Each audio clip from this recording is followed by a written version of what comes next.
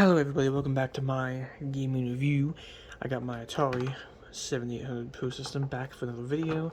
This video I'm going to be talking about game system capacitors and how important it is to change them, or maybe how unimportant it is to change them out, depending on the game system.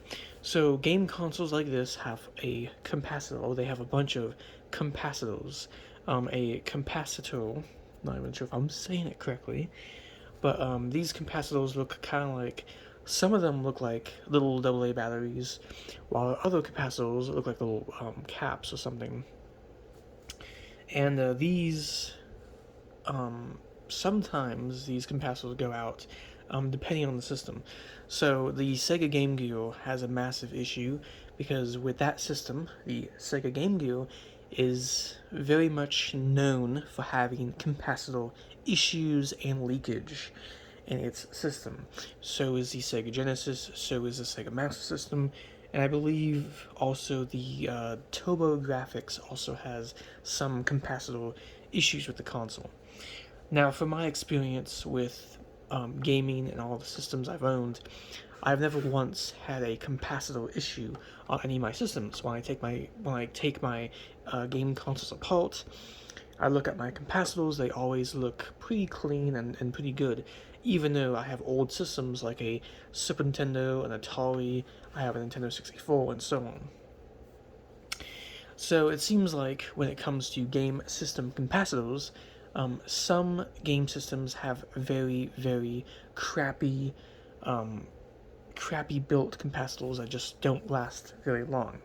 So the Sega Game Gear uses very crappy garbage capacitors that will eventually go out soon. And so does a couple of other game systems. But from my experience, when it's come to PlayStation 1, PlayStation 2, mostly all my Nintendo consoles, plus my Atari systems, like that one down there. Yes, this is my 2600 I have hooked up, but neither of these guys have had capacitor issues or have a leaky capacitor. My PlayStation 2 systems do not have leaky or broken capacitor on those systems, and I never really had a capacitor issue. Now, I've seen some videos where the Atari system's being fixed, or someone is fixing a console like the PS2, the Atari, or like a Super Nintendo or something, and they always change the capacitors even though you don't actually need to change the capacitors. Now, if a Atari system has a dead, broken capacitor, then obviously you would do a recap on the system.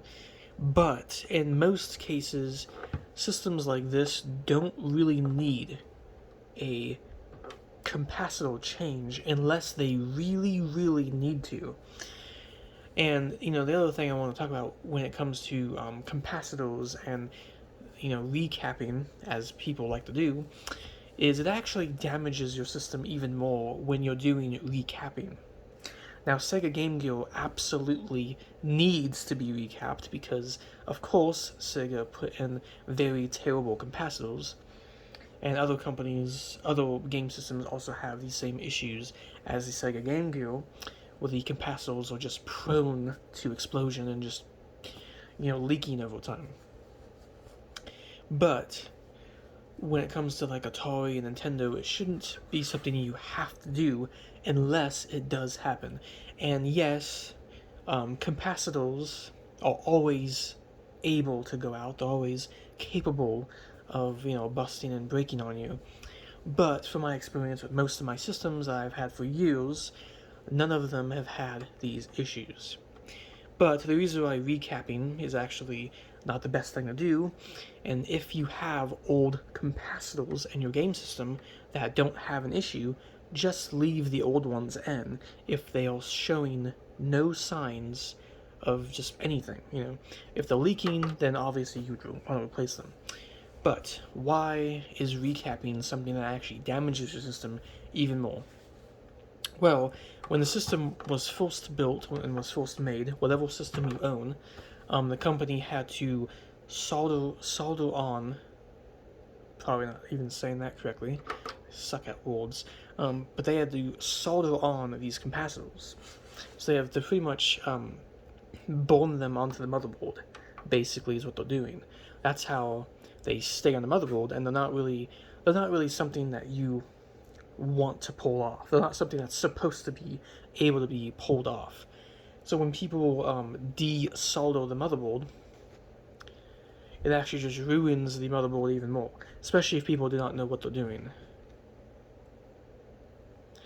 So in my opinion, the whole recapping thing is not the best thing to do for your system, because you're just putting more and more wear and tear on the system. So even if you do have like old capacitors in your game system, and if you open it up and look in there, if there is no sign of damage or like leakage or anything else, it probably does not need a capacitor change at all. And again, doing a recap actually damages your motherboard even more, because you're burning it off and then burning something back on, which actually is damaging it. So over time, it will just damage even more. But anyway, I'm gonna end the video, so hope everyone likes and subscribes. Hope you all had a good day or night. Yes, there's my dogs in the background. But this is just my video on why you probably shouldn't need to recap your system, and probably just don't do it at all if your system works perfectly fine. If your old retro system is working perfectly fine, like PS2, Atari, Dreamcast, anything else like that, you probably don't need a capacitor change. But anyway, peace out.